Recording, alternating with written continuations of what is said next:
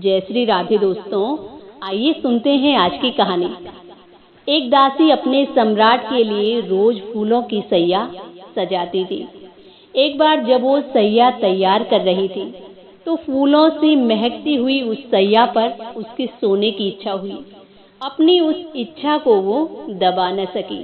उसने सोचा कि थोड़ी देर के लिए इस पर सोकर देखूं कि कितना आनंद आता है। और वो थोड़ी देर के लिए उस सैया पर लेट जाती है। मंद मंद हवा के झोंकों ने उसे गहरी नींद में सुला दिया। और थोड़ी देर बाद सम्राट आए तो देखा कि दासी सैया पर लेटी थी। और ये देखकर सम्राट को बड़ा क्रोध आया। सम्राट की आंखों में मानो अग्नि ज्वाला बरस पड़ी और सम्राट ने अब जोर से चिल्लाते हुए उस दासी को उठा दिया और कहा कि तुम्हारी इतनी हिम्मत कि तुम मेरी सैया पर लेट जाओ, तुम्हें मैं मृत्यु दंड देता हूँ। और ये सुनकर हंसते हंसते वो दासी खड़ी हो गई।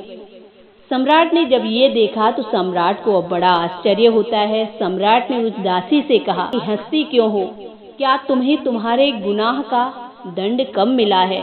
तो दासी ने कहा कि महाराज, आपकी इस पुष्प सैया पर मैंने थोड़ी देर के लिए शयन किया था, जिसका ये परिणाम आया कि मुझे मृत्यु दंड दिया जा रहा है।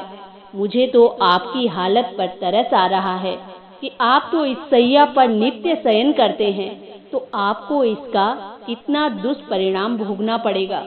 मेरे स्पर्श मात्र से आपको इतना क्रोध आया। स्पर्श होने पर मन में राग द्वेष के भाव उत्पन्न नहीं होने देने चाहिए, क्योंकि राग द्वेष कर्म बंध का कारण है। दासी की ये मार्मिक बात सुनकर सम्राट की आंखें खुल गई और उन्हें अपनी गलती का एहसास होता है। और इसी पर सम्राट का हृदय परिवर्तित हो जाता है। उन्होंने अपने वैभव को छोड़कर त्याग का मार्ग अपना लिया। तो दोस्तों, ये थी आज की एक छोटी सी कहानी। आशा करती हूँ आप सबको भी पसंद आएगी।